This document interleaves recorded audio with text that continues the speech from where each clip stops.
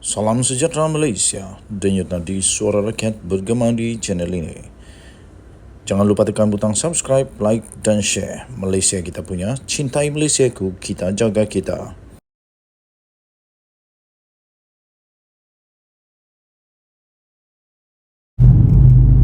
Salam sejahtera Malaysia, denyut nadi suara rakyat bergema di channel ini.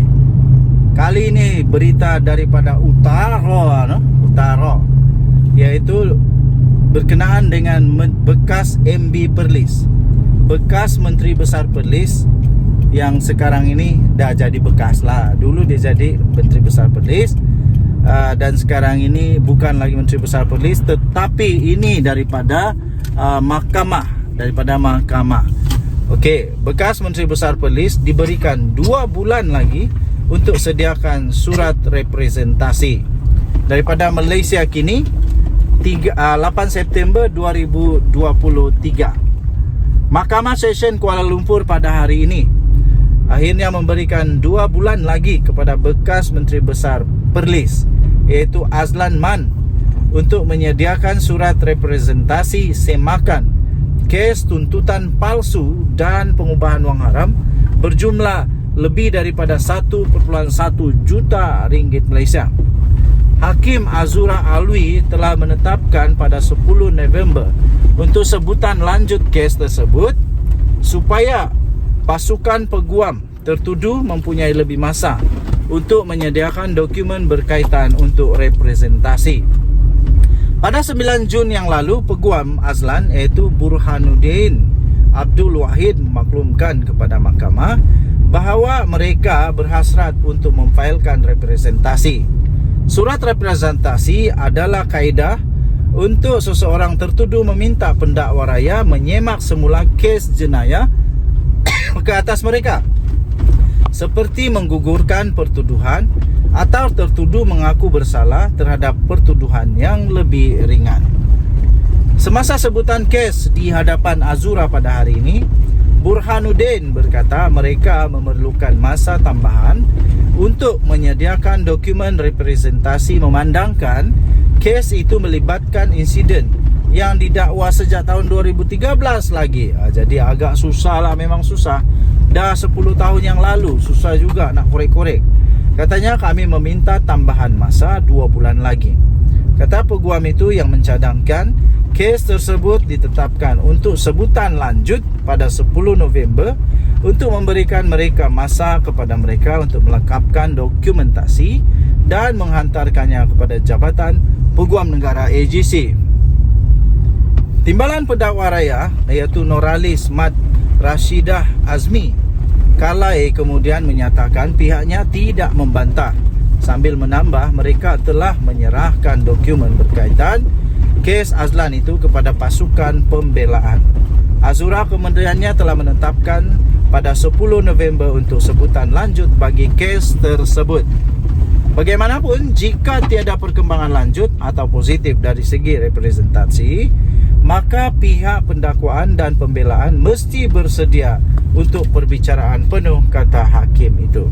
Pada 10 April lalu di Mahkamah Session Kangar, Azlan dibicarakan atas 5 pertuduhan mengemukakan tuntutan palsu membabitkan 1.185 juta bagi perjalanannya ke United Kingdom.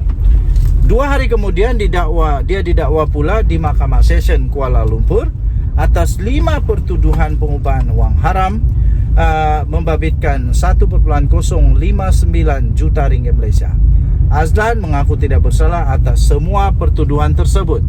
Berhubung pertuduhan tuntutan palsu itu, dia didakwa telah melakukan kesalahan itu di antara Disember 2013 dan 14 Disember 2017. Jadi tuan-tuan dan puan yang dihormati sekalian, kita berharap semoga semuanya baik-baik saja. Kita sentiasa mendoakan semoga perundangan negara Malaysia akan dapat dipertahankan, kedaulatan undang-undang akan terus dapat subur di Malaysia. Denyut nadi suara rakyat bergema di channel ini. Jangan lupa tekan butang subscribe, like dan share. Malaysia kita punya, cintai Malaysiaku, kita jaga kita. Kita jumpa lagi. Selamat petang Malaysia. Bye-bye.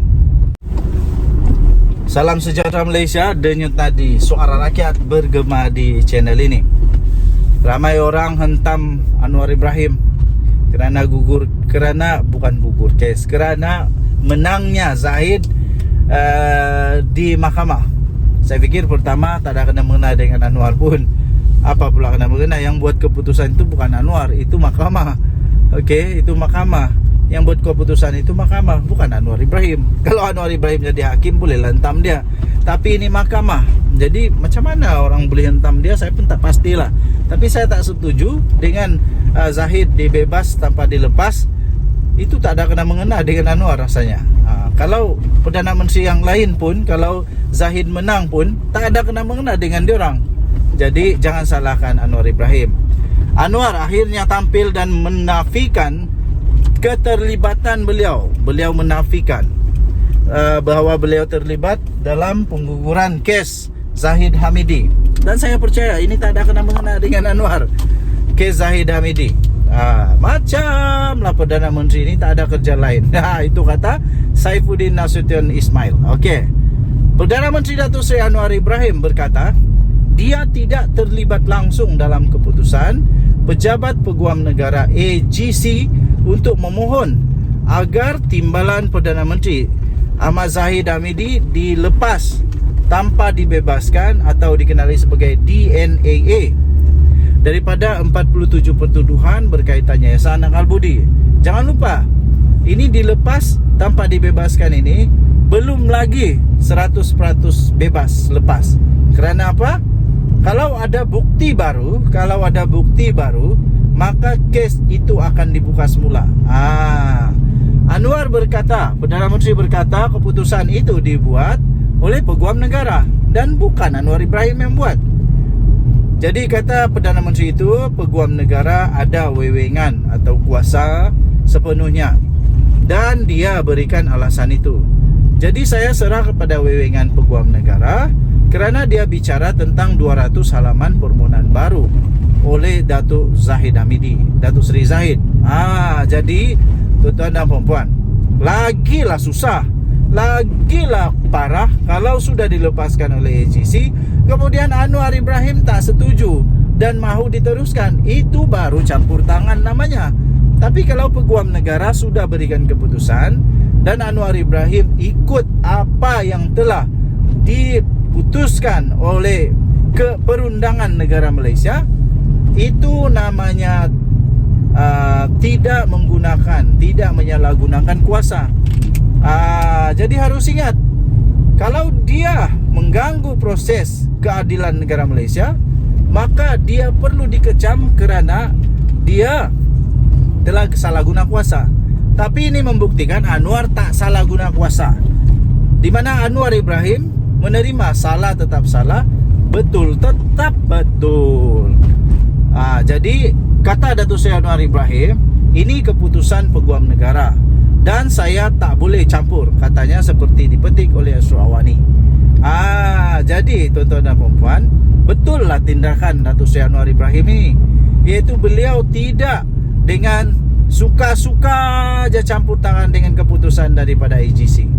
Sementara itu, Menteri Dalam Negeri Saifuddin Nasution Ismail sekali lagi mempertahankan Perdana Menteri Datuk Seri Anwar Ibrahim berikutan kritikan terhadap keputusan melepaskan dan membebaskan timbalan Perdana Menteri Ahmad Zahid Hamidi daripada 47 pertuduhan berkaitan Yayasan Akal Budi.